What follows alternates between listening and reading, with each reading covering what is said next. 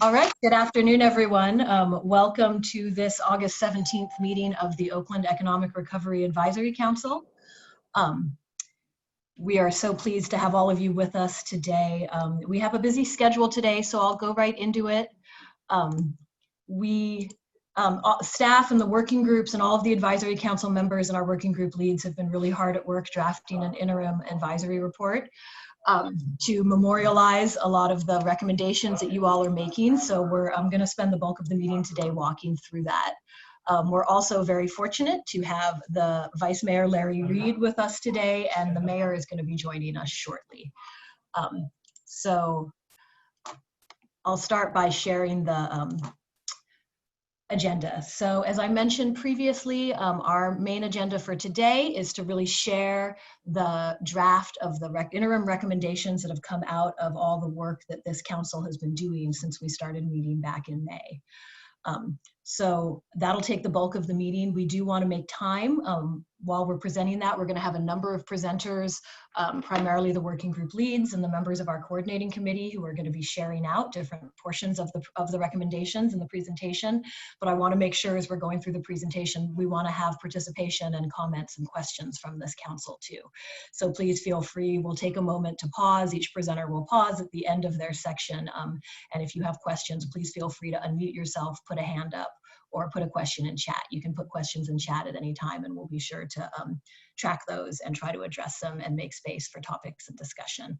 Because as I said, this is an interim recommendation, so this is sort of where we're at this point in time. We know there's a lot happening, there's a lot of work still to do, and the report of the council is still in draft form, so it's really important that we continue to get all your input. As I mentioned, when the mayor joins us, she'll be making some remarks with the group to share out. And then Marissa Raya, who's our working Recovery Council facilitator, is just going to give a quick overview of the process that went into drafting the interim recommendations and these reports. Once we get through that, we'll go into the report itself. That'll take the bulk of the time, as I said, and then at the end, we'll just do a quick wrap up and look forward through the next 2 meetings before we wrap up and issue our final report for the Recovery Council in October. So with that being said, I don't think the Madam Mayor is here with us yet, so I might hand it over to Marissa to do just a brief overview of the process and how we got through the working groups and the Recovery Council interim report. So Marissa, I'll hand it over to you.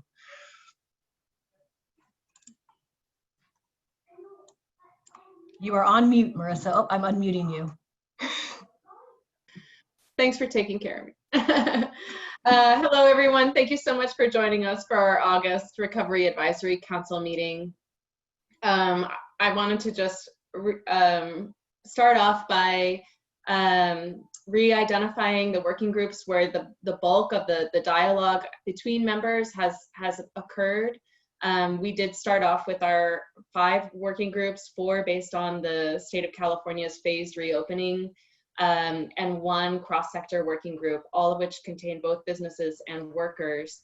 As working groups started to independently develop similar ideas and projects, staff asked them to combine, and I appreciate your obliging us in doing so. So we have our phase 1 and 2 group combined to be focusing on health communications, PPE, and worker safety. Phase 3 in the cross-sector working group combined to work on business support, and that includes both the urgent rent negotiation work and the longer-term resource and equitable recovery work for businesses.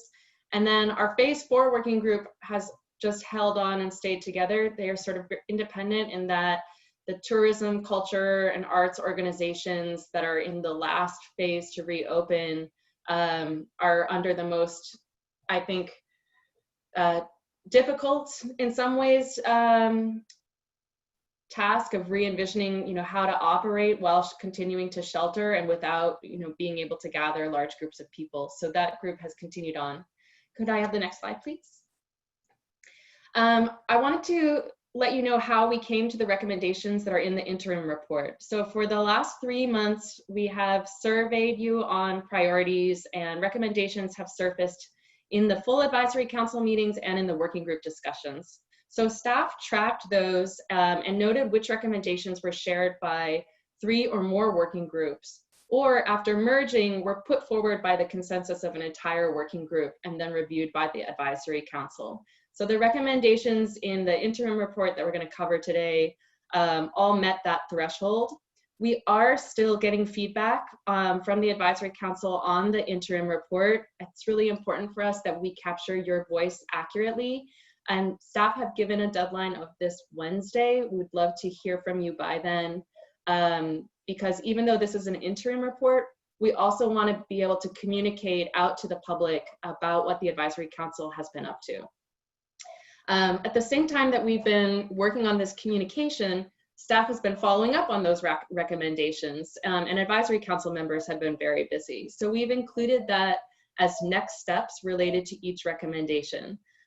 Those next steps relate for the city and to how we spend our CARES funding. They might reflect conversations we've had with private funders or internal discussions we've had, such as with economic workforce development and the planning department. We're also in the report, not in the slides today, but in the report, calling out the responsible party for each next step. Sometimes it's the city, but often it's different members of the business community or philanthropy, nonprofits, or it's going to be county government or state government. So we want to be, pretty as specific as we can with next steps, so that the recommendations easily translate into action. And as I said, many of them are underway, and I think a big goal is for us to be communicating internally with ourselves, but also to the public and to potential partners about what those priorities are. And with that, I'd like to ask Micah Weinberg to take the next part. Micah, you should be able to unmute yourself.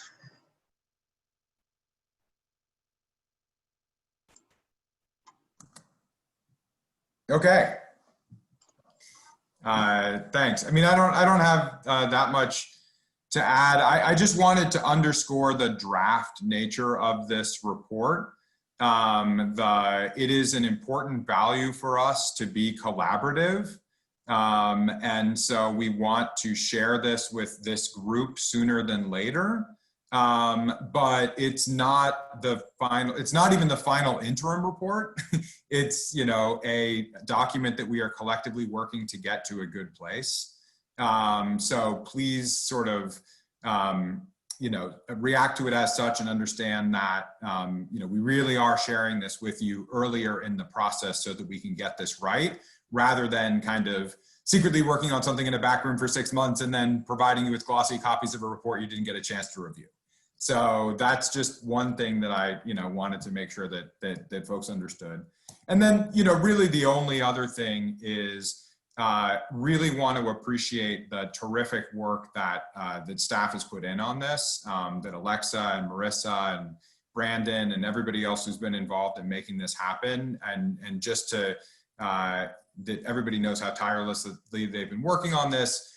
Dealing with sort of the ups and downs of 2020 and the difficulty of doing this kind of a project in any year. And I really love what they've done that Marissa talked about in terms of being very clear who what the appropriate entities are to take that action. And so sometimes, again, it's going to be the city, but sometimes it's going to be us as residents of the city, people who care about the city, collectively advocating for other groups, county, state, et cetera, to take actions to redress racial inequities and to help get us back up on our feet. So that is just something I'm very, very appreciative of, all the work that's gone into this. Thank you so much, Mike. I appreciate it. So I think the mayor is going to be joining us now. So let me see if we can find her in the participants. There she is. So I think that's a good segue to welcome our Mayor Libby Schaaf and have her share some comments with us. So Mayor, welcome. Can you hear me? Micah just finished his overview of the interim report and the process to get here. So we would love to hear some comments from you if you're ready. Well, thank you, and I apologize for my tardiness. I will just be very brief. I offer everyone my deepest gratitude This is just incredibly difficult work under difficult circumstances, and I could not be more thankful for all of the time, energy, love, and effort that has been put into this. And then I want to also ask for your grace and your fearlessness. Grace in understanding we are all navigating unprecedented conditions, and I know people are afraid, frustrated, tired of the level of uncertainty, the changing information that we get from scientists and heads of state. So just that we all continue to be kind to one another and offer each other grace. And fearlessness, that we take this opportunity to reimagine, to recognize that we have a window of opportunity like I have never seen before. That with this crisis comes an appetite for transformational change that is not always there. And so let us be fearless in asking for what our community deserves. And that is equity, and that is prosperity for everyone. So with that, again, just cannot tell you how much I appreciate everyone, our entrepreneurial bureaucrats, our very committed business community, our amazing nonprofit leaders and equity leaders.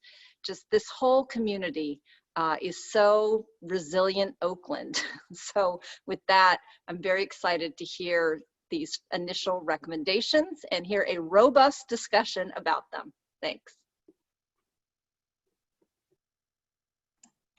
Thank you so much, Mayor.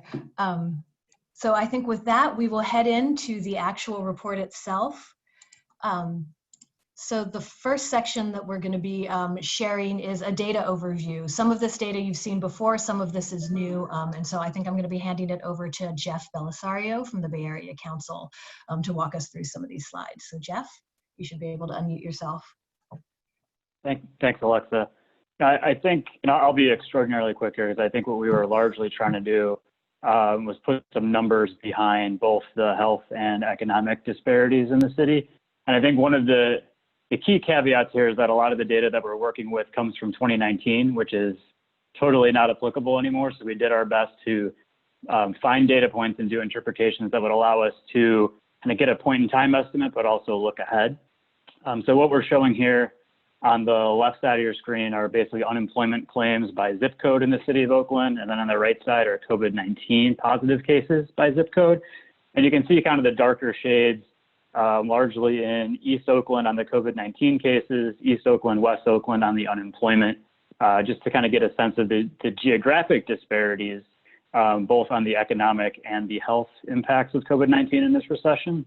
And then on the bottom of that previous slide, we're not trying to make a correlation argument here, but we've done a lot of analyses across the state's metropolitan regions to look at kind of jobs with potential for remote work. If you look at the 3 zip codes in East Oakland closest to the airport, kind of see that jobs with limited remote work potential. So these are jobs in restaurants, transportation, healthcare. Nearly 70% of jobs, residents in those zip codes, their jobs are not necessarily quote unquote eligible for remote work. When you look across Oakland, it's closer to 60%. There are certain zip codes where it's under 50%. We'll also note that those jobs with essential employees or employees that are still going to work also have the highest COVID-19 rates per 100,000. So just some geographic notes to start with. We can go to the next slide. And then I kind of connected to that, we looked at BART entries across the BART system. So we know BART entries are way down, but where BART entries are not quite as far down as in other places are also those geographies that have the highest percentage of Black and Latinx population in the zip codes of the station. So places like the Coliseum Station, Lake Merritt, West Oakland, having much higher ridership today, kind of pointing to that essential workforce still out and about, potentially without a car in certain cases than other places in Alameda County or on the BART system. And then lastly, in kind of the data that we pulled, we look across industries, and we know that there are wage gaps within these industries across races, but there are also just big number differences. When you look at transportation and warehousing, so these are airport jobs, delivery jobs, this could be Uber and Lyft if it's your primary job, big proportions of the African-American population employed there. And then in the accommodation and food worker sector, big proportions of the Latinx population. So again, these are jobs where people are either considered essential or were most affected economically. So again, we're trying to get to that disparity and kind of paint the data picture at the beginning of this report. But I think that's probably it on my end. Maybe one of the things we still need to do is look at small businesses. And I don't know if Darcel, you want to jump in here a little bit on some of what's planned to come. Thanks, Jeff. I'll come a little bit later in the discussion.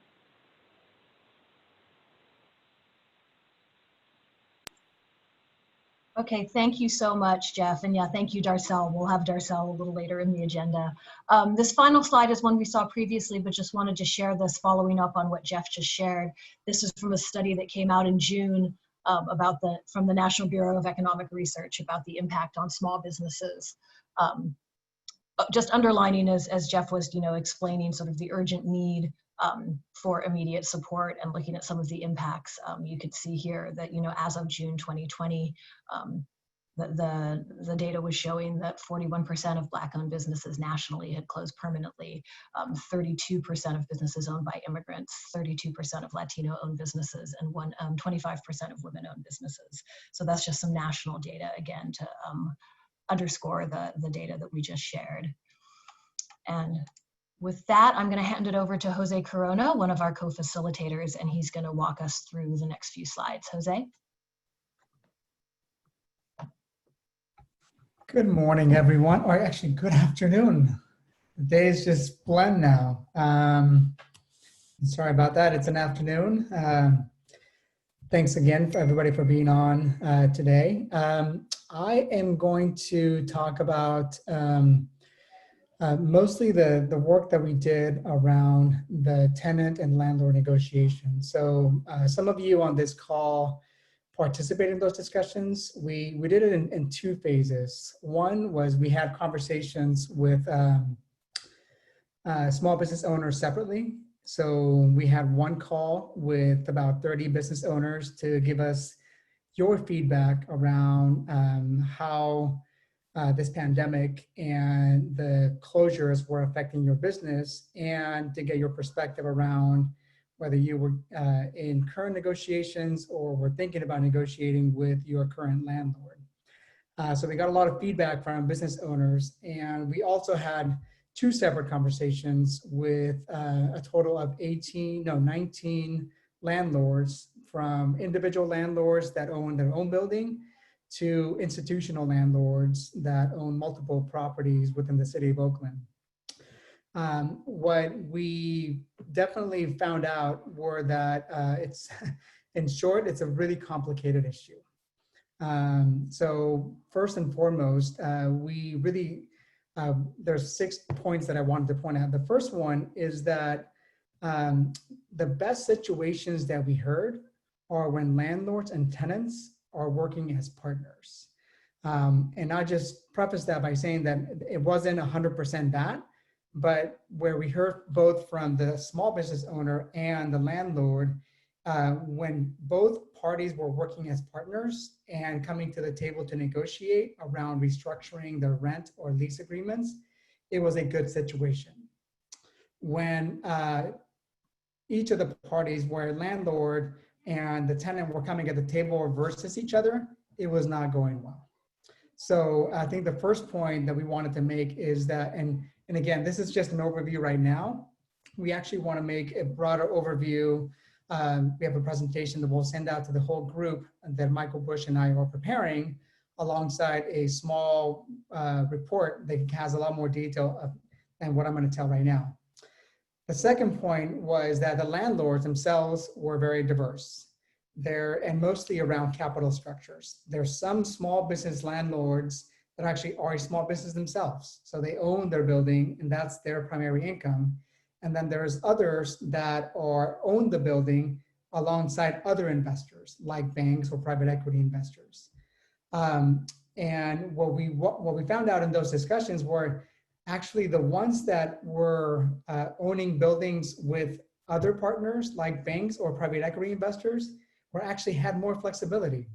So it was actually harder for the small business landlord that owns their own building to actually come to the table to around negotiations. So it actually, there was an incentive on the part of the institutional landlords to actually come at the table as a partners because they had more flexibility based on the capital structure that they had. That was something that I actually didn't understand coming into it. I actually thought it was going to be the other way around, that it was going to be the smaller landlords that had more flexibility to negotiate with their tenant. It was actually the opposite. It was the ones that larger tenants, larger landlords with multiple tenants were the ones that were incentivized to make a deal or negotiate a deal with their tenants because they didn't want, as they call it, they didn't want any dark spaces in their properties. So they were the ones that we found that were actually bringing a lot more partnership mentality to the table. The third point was that when a negotiation was happening, I don't know if you guys all remember the presentation that Michael Bush did, was that he categorized businesses by A, B, C, and D. A, B being businesses that are really struggling, and C and D are the ones that are kind of making it more profitable. Where we saw landlords and tenants negotiating was really with the C and D businesses. Landlords, whether you were small or a large landlord, were not negotiating with a small business tenant that already was in trouble before. So the A and B businesses, the ones that were not profitable, the ones that were struggling already, barely making it, they were actually saying, you know, why would we help now? And that came both from the small business landlord and the institutional landlord. So, you know, on the part of the tenants, I think it was either the A and B businesses were either gone already. Again, we don't have the data, but we heard a lot of them from that came to the table. Either they were closed down or they were just, you know, their optimism kept them going along. So I think those were the two things that we found out. The fourth point was that actually the landlords did want to bring some innovation and creativity to the partnership. And when both the landlord and tenant approached the city together on how can they get approval from cities, it actually had better success. So landlords actually were willing to come to the table to make investments on everything from expanding sidelines, making investments in furniture to go into the sidewalks, helping the tenant themselves negotiate with the city on the application process for encroachment. But I think the thing that was keeping everybody held back was the bureaucracy with the city. So both from the business owners and from the landlords, they were saying they were getting stuck. So the biggest idea that came out of both groups was, is there an opportunity for the city to suspend enforcement of the regulations while everybody's trying to figure it out? So there's not, you know, give us more time, because that still takes time. They were not getting luck, but it was just, you know, can the city just stop enforcing while we figure things out? That's one of the big ideas that came out of both for the groups. And then the last thing from the small business side of it was that the eviction moratorium was really important to them. Not because they wanted it to operate as a business for free. You know, businesses don't want things for free. You know, they don't want a handout. What the eviction moratorium did for them, it's actually forced the landlord to come to the table to negotiate. So that was the importance of why the eviction moratorium, with the extension of it, was really important to the small business owners, because it actually brought the landlord to the table to negotiate it. If it wasn't in place, you know, why negotiate lease terms where they're going to get evicted anyway?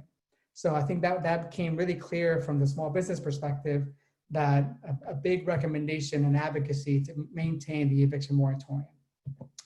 And that's the part of it on the lease term negotiations. Again, we'll provide a more detailed report that we'll send out to the group. But I don't know, Alexa, if you want me to touch into these other points that were in there that I kind of— Yeah, thanks, Jose. I was going to say, Dr. Mieko Hatano is going to speak to 1.3, but if you could just walk through 1.2 and kind of at a high level, the overall recommendation, that would be great. Thanks. Yeah, I think we on the 1.2, you know, as you know, that the city of Oakland was great at advocating for its small business community through the CARES Act. And we want to give a huge shout out to, you know, the mayor and everybody involved, the staff, that made it possible to actually get some resources from the government to invest into the Oakland economy. And the priority was to distribute these relief funds, to really look at the funds that are out there, including the African American Chamber, the Black Business Fund that I know Trevor Parham is on the call that it's leading. There's also a lot of work that the Unity Council is doing. So there's various funds out there that the staff is going to prioritize and target those investments from the CARE Act into those BIPOC funds to really focus on BIPOC business recovery. So I'll hand it over to Nico to take it from here. Yeah, thanks. And before we hand over to Miko, I just want to clarify that thank you so much, Jose, that the recommendation here was really to focus on financial support for small businesses and to distribute relief funds as quickly as possible, which, as Jose mentioned, the CARES Act fund. So there was the initial round of funding with the Oakland COVID-19 Relief Fund, which was private philanthropic dollars that the city partnered with local CDFIs to push out grants to $5,000 grants to extremely low-income small business owners and $2,000 grants to individuals in the arts.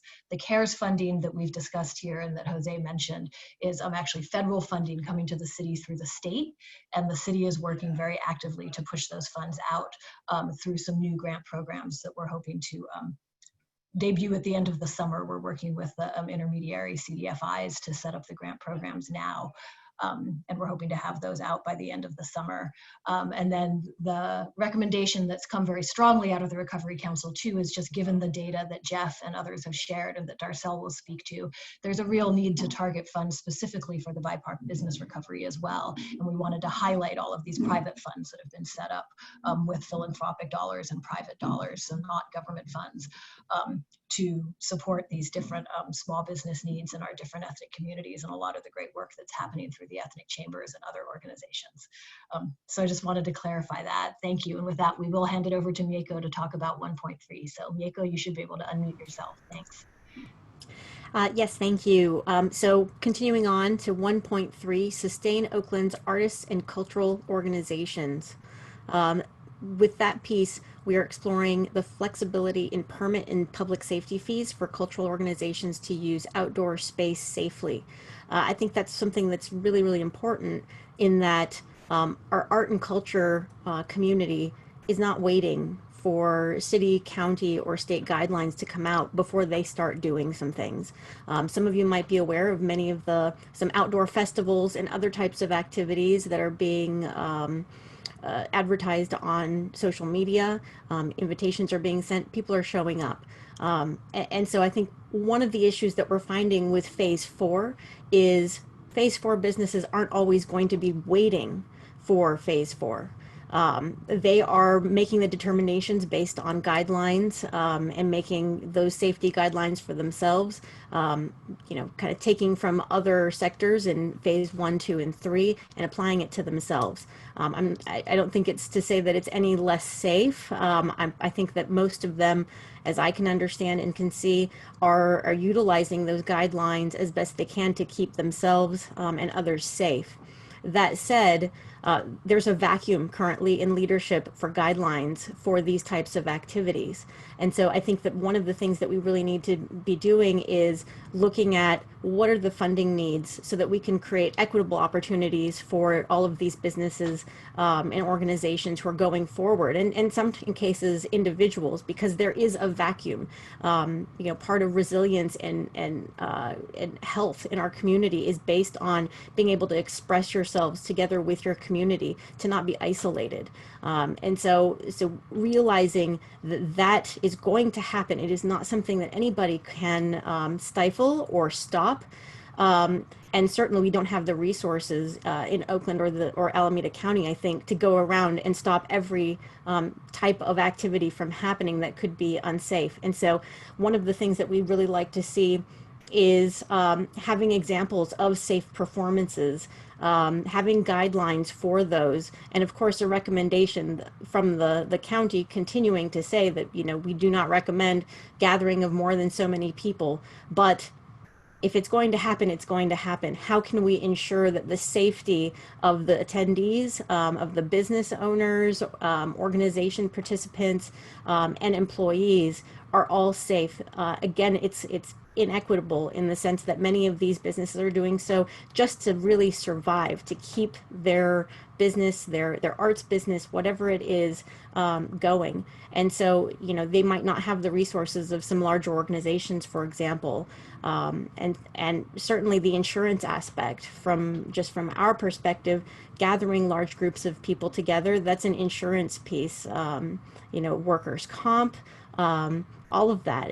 They could be sued on their own, and of course any sponsors. So we really think that we need to move forward with the case studies that we've kind of talked about in our phase 4 work group, and move forward with what those costs look like, and have full guidelines accessible to everyone, just as a safety measure.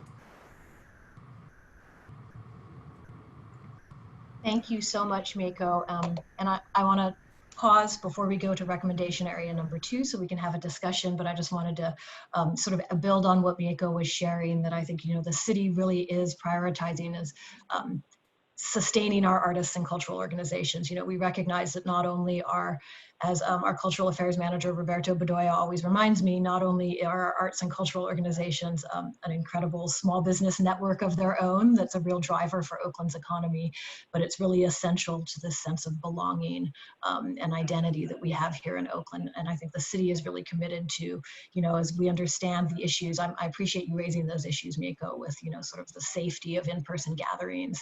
And you'll see when we talk about the CARES Act funding that we really are, we're looking to dedicate some of those funds to specifically to help support our cultural organizations so that they can pivot and form new models for how they can sustain themselves during the shelter-in-place order that really prioritizes public safety. So looking at things like virtual gatherings, creatively using online media and space. I know there's a lot of creativity happening already in that space, and really looking at, while we are under these shelter-in-place orders, until we can figure out how to get coordination with the county and how to get, safety guidelines to move into that eventual longer term phase 4 reopening. How can we think creatively about and partner with arts organizations to ensure that they can continue to share their art and sustain themselves during this crisis by looking at alternate models that prioritize safety. So wanted to mention that. With that, we'll put a pause because we want to have discussion between sections. So that's our first recommendation, really focusing on what we've heard to be the urgent need for financial relief and lease negotiations. So I want to take 5 minutes or more, open it up. If does anybody have questions or comments, any of the other working group leads or members or anyone else? I see that Kat has her hand raised, so you should be able to unmute yourself, Kat. Thanks. Yeah. So we've been working on something that our CEO came up with that avails of PACE funding, which is normally used for things like rooftop solar to attach new debt to the property tax bill. And I think it's actually quite a promising mechanism to capitalize 12 months of rent into a loan that travels for 30 years with the property. So these could be small apartment buildings owned by small landlords, et cetera, in order to pay the rent over that time period for tenants affected by COVID and the shutdown. We've sent it to the governor's task force on economic recovery. And I would love to, I'm sorry, I'm just suggesting this now, but we were just developing it over the last 2 weeks, and it would be great to have a home for it here in Oakland if we could submit it. Great, thank you so much, Kat. Let's follow up afterwards and maybe reach out and work with Jose and the group who's talking about sort of creative solutions for leases. And thank you. We'll sound self-interested since we are a bank, but we can ill afford another foreclosure crisis that brings the banking system down. So this would be a means of stopping that as well. That's great. Thank you so much. Alexa, this is Jay. I put this in the chat window, but just wanted to call it out, is that I think staff is aware of this. At the state level, there are loan guarantee programs that are in place through the iBank, and they're looking to expand those. There's actually a fund that's been propped up, the California Rebuilding Fund, that was vetted by the governor's task force, Economic Recovery Task Force. and then going before iBank for certification ratification next week. And what I think is really interesting about it is focused in on the businesses that are enumerated here in these recommendations. And it's really how do you leverage the bank's capital matched with philanthropy and the public sector's guarantees to create much greater leverage for small businesses through CDFIs. So I think something that really could be leveraged by municipalities, including Oakland. So. Thank you so much, Jay. Yeah, and I know that's something we've been looking to. We've been speaking to some representatives of the state too, to figure out if there's a way to leverage that for Oakland. So thank you for raising that here. Does anybody else have questions or comments? Oh, I see hands raised.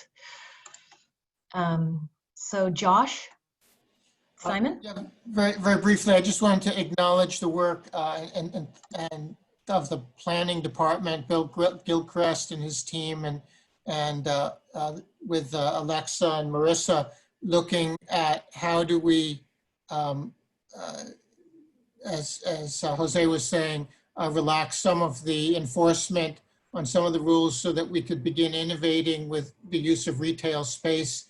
And I wanted to call on all the people listening and participating on the council.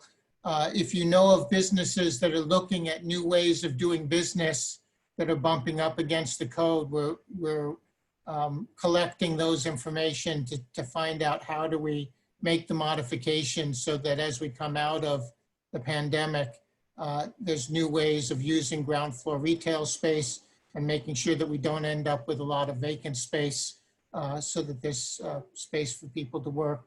And for existing businesses that might be operating as a restaurant now, but need to bring in catering or other uses or other interim uses to be able to get through the pandemic. So we're looking for examples, and please feel free to send them along. Thank you. Thank you, Josh. And we actually have a dedicated recommendation for this piece later on in the slides. So thank you for bringing it up. All right. I don't see any other hands up. So I think we'll go to recommendation number 2, which is to invest in community leadership. So I'm going to hand it over to Professor Darcel Lahr from Mills College, one of our coordinating committee members, who's going to share a little bit about this recommendation. Darcel? Thank you, Alexa. Good afternoon, everybody. So this second recommendation here focuses on really directing resources to those community organizations that are most closely integrated within the communities that this work is actually trying to reach. The intention is that rather than sort of taking the traditional route of prescribing solutions that we think might be of value to these communities, we're recommending that government and larger capacity nonprofits invest in those organizations that are frankly perpetually underfunded, but most deeply integrated within our most impacted neighborhoods. So first, the progress that we show in this area is that the CARES Act funding that we've been referring to has been authorized by the City Council, and it's going through the contract and allocation process right now with a number of community serving organizations. And very importantly, the majority of these organizations have come together collaboratively to work with each other in order to provide very tightly aligned and culturally sensitive wraparound services specifically to our hardest hit businesses and communities. So the next recommended steps here, first of all, to complete this funding allocation process and work closely with these organizations to improve, the overall shared efforts of the entire support ecosystem. And also to encourage some of the better resourced organizations to join this work through providing, for example, pro bono support, legal, admin support in ways that are most in line with the needs of these businesses. So in order to effectively take these next steps, we have to ensure that this work actually meets the needs that these businesses have. and that these efforts actually reach those businesses that are typically underserved and under-recognized. And that actually takes us to what would have been the third bullet on this slide. It didn't make it on the slide, but supporting ongoing participatory research on the needs of Black businesses for Black-owned businesses. And again, one of the guiding principles of the work that we're doing here is to make sure that the paths that we identify for long-term economic recovery in Oakland are grounded in racial justice and equity. And that means investing our time, our resources into solutions that not only acknowledge but address the perpetually widening racial wealth gap, particularly between Black and white households in Oakland. As we know, this widening wealth gap has very, very deep roots in the historically legalized and normalized discriminatory practices that have disenfranchised Oakland's Black communities and the Black businesses within those communities throughout Oakland's entire history. East Oakland, for example, predominantly Black, with its Black-owned businesses perpetually trying to overcome the devastating economic barriers that come from the historical redlining and the persistent disinvestment that we see in that community. And then we layer on top of that community upheavals like COVID-19, and we see these pre-existing economic disparities just simply amplified. So, given that we know that one critical component of Oakland's economic recovery is ensuring the vibrancy of its small business community, we have to understand very deeply what these businesses themselves see as necessary for their survival and for their prosperity beyond the current crisis. So along with the higher level research feedback that we've talked about that we have received so far from certain segments of the Oakland business population, we also believe very strongly that specific attention now has to be given to those most vulnerable businesses whose voices may not yet have been heard. So what we're recommending here for the next step of our research is that it comprise participatory action research within the Black business community so that we can learn how best to ensure the survival of these businesses and then their continued viability post-crisis, but that we learn this from them and with them.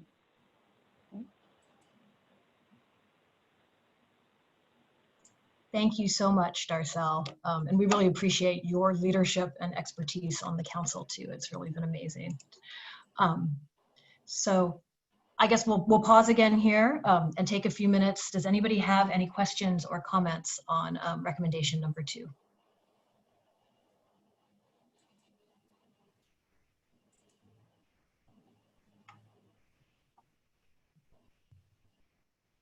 All right, I see no hands up. I want to call out Micah, made a comment in the chat, just emphasizing what Darcel did. Do you want to say a couple of words about that, Micah? Oh, I don't know. It was like one of those reactions, right? The hand clap or the thumbs up. But I just think like one of my biggest takeaways from this process, learning from Darcel, learning from others, is just how many of our businesses are micro enterprises that are deeply rooted in the communities, but maybe not deeply rooted in our complicated regulatory systems. And so we need to be careful that we often design, very complicated ways of accessing money or very, complicated regulations with an intention to benefit certain folks. Without necessarily talking to them directly and understanding exactly, what they need. So this is extraordinarily important work, and we just need to make sure that we're meeting the community where we're at. So thank you so much for that, Professor Laura. Thanks, Micah. Hey, Alexa, Yeah. Can I just raise a point? Hey, Of look, course. I represent the largest council district out of the 7. That International Boulevard corridor from my district all the way to the San Leandro is probably the largest stretch along that at East 14th or International Boulevard corridor. In my district, in the past, a long time ago, African Americans used to be major owners had ownerships of property all along in that corridor, whether it was Eddie Mae Jones, who probably owned about 2 whole blocks. Mr. Charles Hill, who's no longer here, moved back to Houston, Texas, probably owned about another 4, almost another 4 whole city blocks. And Miss Annie Dinkins, African-American woman who still lives in my district, but she's up there in age. She probably owned about, I don't know, about 2.5 blocks of property. But in my district, I probably only have about 2 African-American business owners, where all the businesses that have opened up in my district over the past 10 years have been Latino. Since about 60% of those that live in my district are Latino. Most of them are undocumented immigrants who have moved out into East Oakland, but they have this sense of entrepreneurship, so they're opening up their businesses every single year, where African Americans have chose not to. We built 59 units of new affordable housing on the corner of 94th and International, required them to include in that a downtown retail space, hoping to be able to attract retailers. And we have not been able to do it on that site, nor on the corner of 98th and MacArthur, where we built 36 units of workforce housing, or whether or not the 58 units of affordable housing down on 98th and East that we required down on the ground floor would be retail. So for me, it's like, how do you grow entrepreneurship within the African American community, where they're not afraid to partner with another African American to open up retailers? And if we're not able to do it within the next 10 years, every single storefront along International will be owned and operated by someone that are Latino. And so we will have not done anything to help stabilize the African American community, even though we're building the affordable housing to keep people in Deep East Oakland, both Latino and African Americans who have lived there for a number of years. So I don't know how you do that. For 9 years, I held a small business conference. It was the largest in all Northern California. It was free. We brought traditional finance and non-traditional finance folks in, and it still didn't do anything to grow African-American businesses out in Deep East Oakland. So I'm just wondering how we go about doing that. Because if you want to talk about actually, I'm sorry, go ahead. Oh, no, I'm sorry. I didn't mean to interrupt. I was just going to, I wanted to try to comment on your question, which is an excellent one. One of the things that we want to spur is the opportunity for these businesses to collaborate and align with each other. We have seen historically a situation where the most underserved and the most underattended businesses and support organizations are all fighting for a little teeny tiny bucket of money. So fighting against each other in terms of trying to grow. One of the things that we want to spur is the opportunity for there to be sufficient funds deliberately directed to these communities, and providing opportunities for everyone in these communities to collaborate with each other so that they come through with something larger than they could do independently. We've talked a lot about the fact that we often believe in communities of color, that the way for these businesses to grow is to somehow have each one of them singularly selling to a larger business. Instead, if we can help these micro businesses get just large enough to hire 1 or 2 additional employees, we can make a huge impact on the economy in that area and help these organizations help each other. So again, it's a very dedicated, intentional recognition of the historical disparities that are in these particular populations, and then helping these populations share with each other rather than making them fight against each other. Well, I don't see that. I don't see them fighting against each other. You know, I see my Yemen brothers owning all the little liquor stores and little mom and pop grocery stores on the corner. Probably the last African American owned business was the Arco gas station on 98th and International. And then that was the African American family sold that. And that's another African American. And then I had Thompson's Funeral Home, which is probably the only African American business that is still there. My Latino brothers and sisters can pull their resources together to open up a business. My Vietnamese sisters who runs the nail shops, they can pull their resources together and open up nail shops.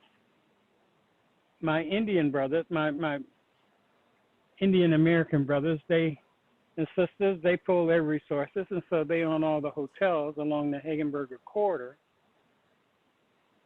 But yet and still, African Americans can't pull together what resources that they can pull together. And certainly the churches that could play a prominent role in helping to create retail opportunities. Because my Yemen brothers are not hiring African Americans to work in their stores. There's no African Americans working in the gas station. There's very few African Americans that are working in the hotel that are out in my district. And certainly my brothers and sisters that run all the beauty supply shops, they're not hiring folks that look like me. They're hiring people that look like them, but we as consumers are using everybody's business when we go to spend our money.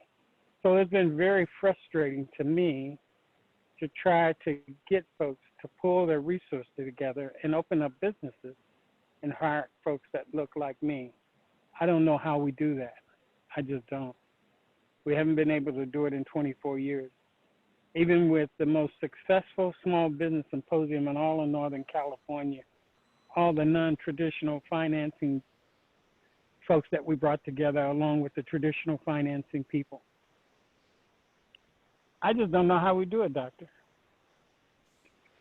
Well, and again, it's not going to happen overnight, but one of the things that we want to call out here is that we need to be very attentive to the fact that this problem exists and that we need our resources to be deliberately directed toward the Black community in particular because of the historical disparities and really call it out.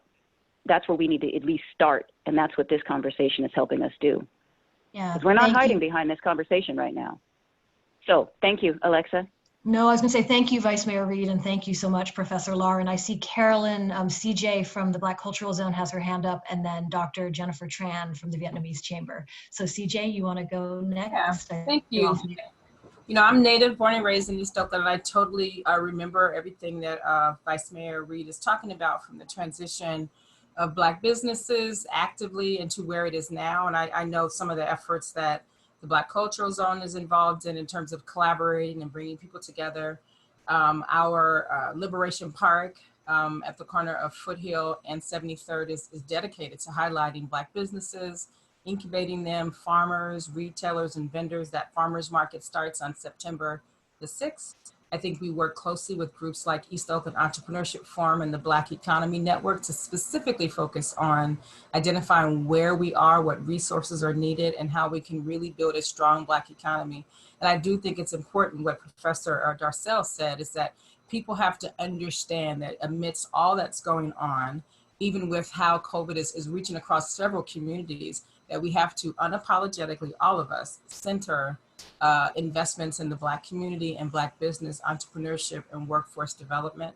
Some of the things we'll be doing with the TCC grant as well along East 14th Street from Seminary down to the border of San Leandro are specifically to not avoid or ignore other groups, but when you go from having 100% Black businesses, let's say along Seminary to High Street, to having 2, we can all admit there's a problem. And so when we reach out, when we ask for support, when we elevate those needs, there shouldn't be a question as to why we unapologetically center Black businesses and Black people for these reasons. If you want a city that has a presence that even reflects, I don't know, 80% of what it used to be, you have to be willing to make those investments. So we're doing those things. We're beginning to really reach across silos and connect with other people, and we will continue to unapologetically center and ask for that support with specific strategies that support entrepreneurship.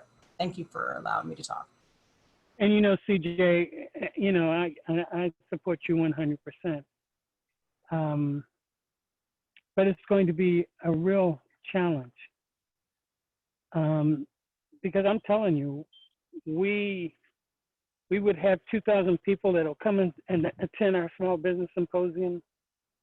We had all the experts that are in the industry to come. We had workshops all day about folks who wanted to go into business, what one needs to do to sustain their business. And it has been a challenge for almost 24 years of trying to get sports figures like Gary Payton and other professional basketball players to look at investing in the acquisition of property, to try to get them to build affordable housing and to be able to have have retail. But there are other issues that you will find out that is a challenge, and that is, you know, how do you make the environment a safe place for people to conduct their businesses? I fought real hard when Durant Square was nothing. 263 units of market rate housing, condos, single family homes, to keep those 100 small business in at Durant Square. And they never had African American entrepreneurs to take the challenge to do the things that my Arab brothers and sisters and Latino brothers and sisters was doing. And after this last major riot that went through the city of tearing down, the 3 African American businesses that were still there, 2 of them had to shut down. They didn't want to run the risk of what occurred when folks was just going through Oakland and San Leandro and Emeryville, breaking into the stores and stealing all their products. After trying to convince the 2 African American sisters to retain their business, they say we just can't do it. You know, we're going to look outside of Oakland and see where we can be successful and how we operate in a safe environment for our employees as well as for those who come to buy our products that we sell. So, Thank you. I will always be there, CJ, for you guys. Thank you so much, Vice Mayor Reed. And we are at a little past 4 o'clock, so I want to make sure we have time to get to our 3 next recommendations. But I know Dr. Jen Tran from the Vietnamese Chamber had her hand up. So Dr. Tran, you want to add a final comment on this recommendation before we move on? Yes. I think that what Professor Darcel was saying about remembering the root causes of these issues is very important. And some of the reasons why immigrants go into businesses because their language barriers and they're excluded from other jobs and protections. And a lot of people in our communities don't hire out because of language. And I think that now what we're working on as a chamber is focusing on the 1.5 and second generation of potential business owners, as well as with community colleges to create alternative pipelines to disrupt the school to prison pipelines. And so I think that everyone here, the potential lies in cross-sector engagement, and so many of the movements we've been seeing has been able to take advantage of a lot of the coalitions that have been built. And so that business as usual is not what this group is interested in. I'm really hopeful and excited, to be able to work with not only the other chambers, but also how can we work with labor? How can we work with our folks in the city better? So I think that we are turning a new leaf, and it's a generational issue that we can just work towards creating a renewed sense of vision for Oakland and what small businesses and a vibrant economic structure could look like for underrepresented, Black and underrepresented residents in our city. Thank you, Dr. Tran.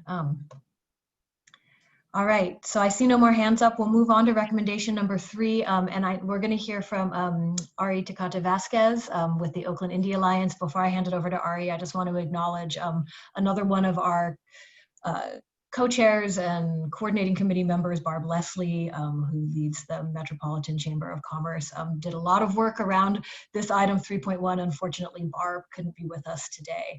So Ari has graciously agreed to step in, and she'll be presenting the next 2 recommendations, so recommendations 3 and 4. So I'll hand it over to Ari.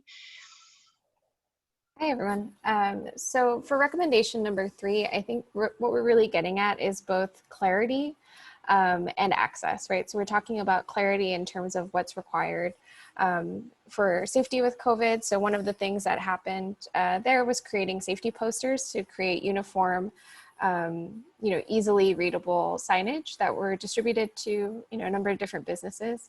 And then also distributing, over 30,000 masks and a number of face shields. But I think the thing to point out is that in the next steps, we still do need to help continuing with the education piece. I think we've gotten a good handle on, sort of the baseline standards of what's needed to keep each other safe. But I think in the next steps, we need to get wider access to PPE for our businesses, especially for our frontline workers, and then also providing another level of clarity for our business owners who don't necessarily fully understand how to, what's the actual safest protocol should one of your employees get sick. We're having to sort of make it up on our own. And so I think that's sort of the next step is to continue that education, but get into a finer grain of detail on how we keep each other safe in these situations. So do you want, I'm trying to keep it brief so we can catch up on time, but do you want to open it up? Yeah, that was great. Thanks, Ari. And I was going to say 2 hands popped up. So I see Dr. Jen Tran and John Brower. So Dr. Tran, you want to go first? Sorry, I didn't lower my hand. Oh, that was an old hand. Okay, got it. John, do you have a comment? Yeah, I just, in Los Angeles and the UCLA Labor Center highlighted it, and it's not necessarily union specific, but their public health department has worked to create informal worker councils to help kind of spread the message and the training on using PPE and safe practices. And that may be one thing for you to think about too. That may be a way to continue to spread information around safety guidance and obviously helping consumer confidence, frankly, if they feel like workers and business are really trying to enhance health and safety in the pandemic. So something just to think about promoting or fostering. And that can be both with organized labor, but also frankly, just with employers and the workers that they've got, even if they're unorganized. Yeah, absolutely. I think in one of our meetings, we did have someone from Alameda County Health come to our meeting, and it was super helpful to clarify how decisions were being made and, sort of what the trigger points would be for us to roll out into the next phases.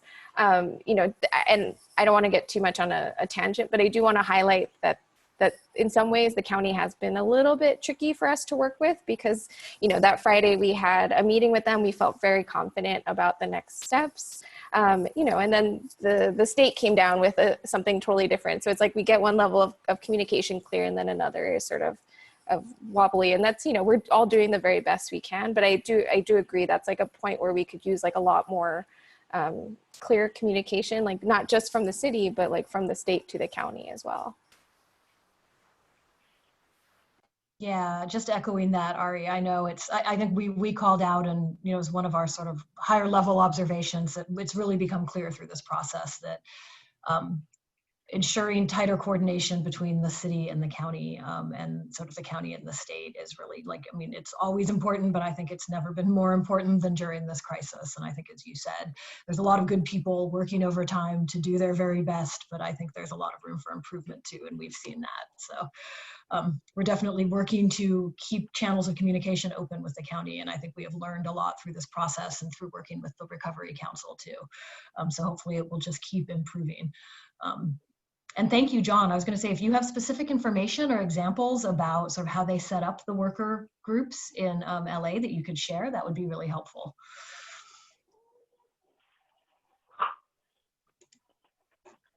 And I'm going to see no more hands up. I'm going to go to recommendation number 4. So recommendation number 4 is really about us getting creative about the ways that we support our small businesses through technical support and then also flexible permitting. So one of the main things that we've talked about is the Flex Streets program, which allows small businesses to use sidewalks, parking lanes, build parklets, which has been really a lifeline for a lot of our small businesses. Within that, we still see, though, within the next steps that there are some gaps in terms of small businesses getting the technical assistance that they need to be able to do something like creating a parklet or figure out the right way to use these sort of public resources. And then I think the other thing that we need to think about for this next step is also, you know, the equity component and making sure that folks who aren't necessarily in a business improvement district can still get access to the same Flex Street programs as people within the bids. The second item is, you know, expanding our permitting for incubation for recovery. So this is a little bit of what Joshua had touched on of being a little bit more flexible and letting currently vacant spaces or spaces that will go vacant have different uses, and sort of the city moving a little bit out of the permitting way, so to speak, to help be more flexible and make sure our spaces stay active and give our small business owners the best chance of survival, if that is partnering with other folks for subletting or finding new business models that might be a little bit different than maybe their original zoning. The third point is closing the digital divide. So that, again, to the point of technical assistance, we've known that this has been a challenge for quite some time. The digital divide is very real along, you know, both economic and racial lines. And so there is funding for the Oakland Digital, we did have the Oakland Digital Small Business Week, which OIA was super happy to be one of the sponsors. So that was really an interesting way to see that we can actually make a lot of these different programs available more widely online, given access to better quality access to the internet. And then number 4 is just a buy local campaign and online marketplace to help small businesses reach a wider net. I can speak, you know, I know from our group, marketing is usually the thing that's most challenging for small business owners because we don't have the same resources of larger companies. And so, you know, we want to be able to support businesses as they make these pivots, as they have to transition into new ways of doing business.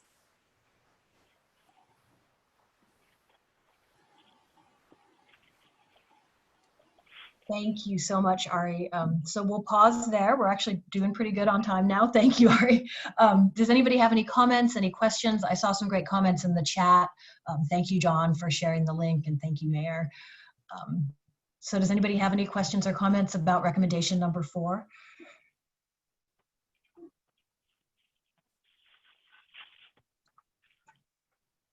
All right. So moving on to the final recommendation number 5, we're going to hear from Julina Bonilla, who's one of our working group leads as well. Julina, you should be able to unmute yourself. Thank you. So good afternoon. And what I'd like to share with you is a little just a backdrop of phase 3 working group and the cross-sector 2 groups that came together in the midst of our planning that had some amazing and vibrant, deep conversations around what do we do to reimagine our economic opportunities. So look at the situation that we have and how can we reimagine, re-envision how we move forward, take advantage of a horrible situation that we're in, and how do we make it better. So with that, having a positive outlook on what is it that we can do within particular city systems, structures, and to make a case for investors to move forward with us to be able to support those most in need, our workers most in need. One piece that I actually want to share with you, and this came by way of a presentation that we had early on by Saru, who is from One Fair, the president of One Fair Wage. And she gave us some pretty remarkable statistics about workers in Oakland. And what I'm going to share here is that of the 100,000 restaurant workers in Oakland, we had a 15.7% unemployment rate, which means we had 32,000 Oakland workers unemployed, which represented about a 75% loss in leisure and hospitality jobs. Devastating for us as a community, devastating on all facets of life, health, wellness, what this means for families. And so with that, you'll see that one of the first things that really came up was around the immediate need on cash assistance. And so looking at what could the city do in terms of immediate relief through its COVID relief fund. And you'll see that $2.9 million through a number of different organizations. And we heard about this through Darcel, who's talking about look at these organizations who are doing the hard work, steeped in community, but are under-resourced and underfunded. So here you'll see that the COVID Relief Fund was successful in moving $2.9 million through the different organizations here: Centro Legal de la Casa, Keep Oakland Housed, Head Start, One Fair Wage, Oakland Public Education Fund, and the Oakland Reach. And there's still more to do. There's still more to do. The other issue that we're looking at on 5.2 is develop and support policies for healthcare, childcare, and elder care. Again, this is through ensuring that we are looking with a critical lens on how we are gathering those funds, how we are encouraging investors, foundations, and utilizing the city system and structures to alleviate and to be able to move those funds as quickly as possible where they're needed. On the creating a roadmap for return to full employment, I think here, and you'll see the sets of recommendations there, and I'm not going to talk about what's physically here in the slide because you could see that. But one of the action items that we actually discussed was thinking about our young activists and how central they are in the discussion. When we've seen the high school students at Oakland Tech create this mass movement, and that was really on need. And so we want to hear more from the city in terms of the response to youth activism and what it means for their economic future, what it means for their education. And those are some of the recommendations that I'd like to see moving forward in terms of the next steps. Overall, I think also the work that the mayor is continuing to do on supporting, and I'm kind of going back, supporting individuals, workers with the cash assistance program. We know that the city of Oakland is moving forward in partnership with other cities on looking at that as a cash assistance program for needy families. And overall, I think we're going to be meeting again, the phase 3 and the cross-sector group this Wednesday, so that we can provide, as you heard Micah say earlier, this was a very initial set of recommendations. The working groups will still come back, review this area, this particular area, recommendation 5 that we're looking at, and we'll have more input on this. So we see this as a first initial step in capturing the essence and the spirit of the conversations that we had relative to the most vulnerable workers and residents and businesses in Oakland. And I'll go ahead and stop there. Thank you so much, Julina. So do we have any comments or questions on this section? And thank you for raising the need for the youth voice in this document. I think that's something that we've heard coming through it, and definitely something we want to be sure to capture as the draft moves forward. So does anybody have any thoughts, comments, feedback on recommendation number 5 or any of the recommendations?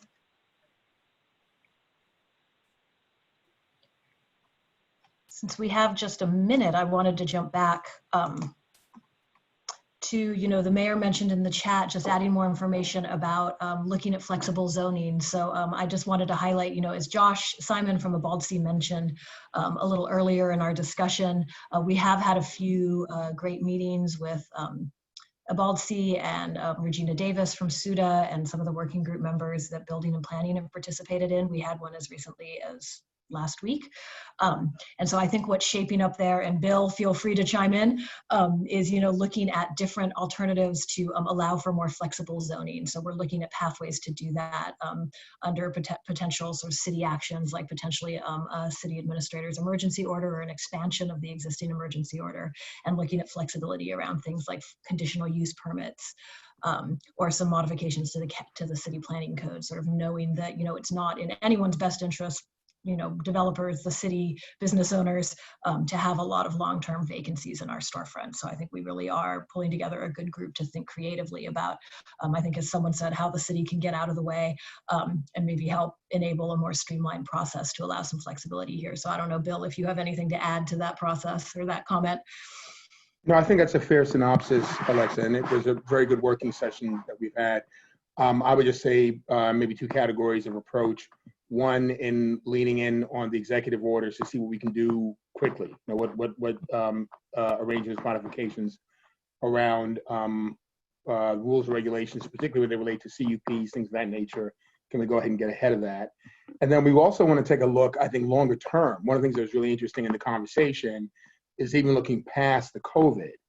Are there some changes we see that we might, in fact, want to keep in terms of the streamlining and accommodation around different types of uses that are compatible in space, in place? So we have both our near-term need that we've got to enact to facilitate businesses getting back into these storefronts, empty storefronts, and then at the same time, look what we might be able to adopt for longer range permanent consideration to be more flexible in terms of ground floor. And it was good. We don't have to unpack it all, but I also thought there were some great points that were brought up from our private sector partners, even around the relationship of the building owner with those lessors, and how we want to make sure that there's no opportunity in the use that would be detrimental towards getting mixed businesses in, particularly around this distress situation. So we'll be following up, and I already have Ed Manassi and Robert Merkamp out of the Planning Bureau are looking at what kind of language we can craft to get more expedited reviews on these projects that typically would require a CUP. And we'll be looking on advancing that. But it's been a very good working session, and I appreciate everyone working with us to try to make this move more quickly. Thanks, Bill. And I was going to say thank you, Bill, for your sort of leadership and participation, and also thanks to Josh and Regina and Ari and everyone else who's been advancing that idea and keep pushing the city. That's how we get things done. So thank you for that. We just have a few minutes left, and we've walked through all of our 5 high-level recommendations. So before I wrap us up and talk about next steps, just wanted to see if we have any final thoughts, comments from any of our facilitators or our working group leads or anyone on the call. Any thoughts about the what you've heard here today, or sort of the longer term vision or anything like that?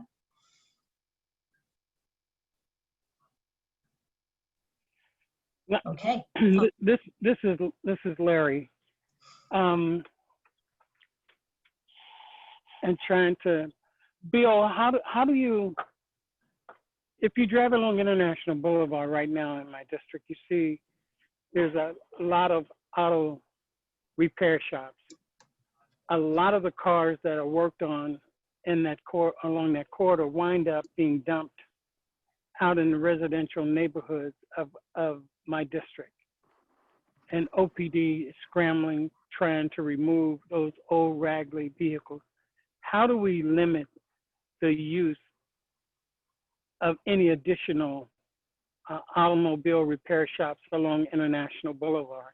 Because if I was looking to open up a business, I wouldn't look at that part of of Oakland in my district to open up a business, given how it looks along that International Boulevard corridor. Fair enough, Vice Mayor, and we can unpack more of that, but you're speaking almost to the other side of what we try to do through zoning and enforcement, and that is to try to dissuade adverse presence, within other types of corridors where we'd like to have certain kind of retail businesses, the ones that aren't quite compatible, how do we control them? And I know we've had some enforcement issues when we get to some of the dumping you've mentioned on the private properties. What I have to do is a little bit of homework with staff to see what is currently legally allowed. If the uses you're talking about along International Boulevard are not legally allowed, then that's an issue of just straight up of enforcement, of more enforcement. But if they are permitted uses and they've had this sort of unintended consequence of the inventory spinning off and getting onto private property, then that's going to be about a rezoning. I mean, that is literally going to be about changing what is a permitted use on those parcels because they've had this adverse outcome. And something we can get on and take a look at. I know we've been facing this on the enforcement side of all these cars ending up in front of residential properties and on residential yards. Now, you've been right on point in terms of making sure we're aware of those. But if we're trying to do something more systemic, we're gonna have to look at the land uses and see what zoning is allowed there. And if those car shops are permitted, then we cannot legitimately deny them. But if we need to reconsider that or reconfigure that on International Boulevard, that's just some work we have to get busy with. All right, I certainly hope you guys would take a good look at rezoning. We will do an analysis on it, Vice Mayor, and we'll certainly keep you in the loop. But, International Boulevard is a major focus along several initiatives. The TCC, the BRT's going in there. There's a lot of investment that's happening. So I know there's an urgency to make sure we get good land uses moving. All right. Thank you. Thank you, Alexa. You bet. Thank you both. Thanks, Bill. And I saw that Councilmember Taylor had his hand up, so maybe you can bring it on home, Councilmember Taylor, and then we'll talk about next steps for a minute. Not necessarily going to bring it on home. I've appreciated the conversation and everyone's really hard work in terms of getting us to where we've got these recommendations and being poised to implement them. I did just want to add something to what Councilmember Reed brought up. I know that when we talk specifically about the zoning and the auto dealers along International Boulevard, I think one area to look into, Bill, is on Auto Row and Broadway downtown, there's a zoning restriction that these car garages need to be, I believe, inside and or tied to a dealership. And so putting similar restrictions on the International Boulevard corridor may actually help to address what we're seeing and what the impacts are that are being had. So I would recommend taking a look at that, how that was implemented around Broadway's Auto Row when exploring the zoning impacts. Yeah, no, that's an excellent idea, Council Member, and certainly one that we would look at because often it's the way these uses are developed, not necessarily the uses themselves, but are there some ways that they can be either managed or restrained in terms of how they propagate along the street front. And I think just in general, it's a good thought within this conversation about how we look to brand areas or brand districts. And again, we have a whole length of International Boulevard that goes through many, many different communities. And as we think about how we can creatively, reinvest and reinvigorate these economic areas, some sense of their design and their character, how that you really feel like you've arrived in a community-based retail corridor is certainly something we need to get into. Absolutely. Great, thank you both so much. Okay, so we're just about at time. I want to just again thank you so much to all of the working groups, all of you for your voices and your participation. What's coming up next? We've scheduled this Recovery Council to meet through October, which means we have 2 more meetings. As we mentioned, we have a draft of the interim progress report that contains all of the recommendations you saw outlined here today, as well as some more detail. And so we have we've circulated that already. I believe, Marissa, we've circulated that to the working groups. As several people have said, it is very much still in a draft form. So this is our initial attempt, staff's initial attempt to capture and synthesize everything we've heard from all of these great discussions in the working groups. So now as we look to finalize it, we really need to get your comment and your feedback. So as Marissa said, please take a look this week. I think she's asked for your feedback by Wednesday. And then that will help us move towards having a final report that we can publish. And our next meeting is scheduled for Monday, September 14th. You should all have it in your calendars. So thank you all so much. And we will talk to you soon. We'll speak to you throughout the next few weeks in the working groups and other forums, and then we'll see this group together again next month. So thank you very much. Thank you. Bye-bye. Thanks, Alexa. Bye, everybody. Thank you for all the great work. Likewise.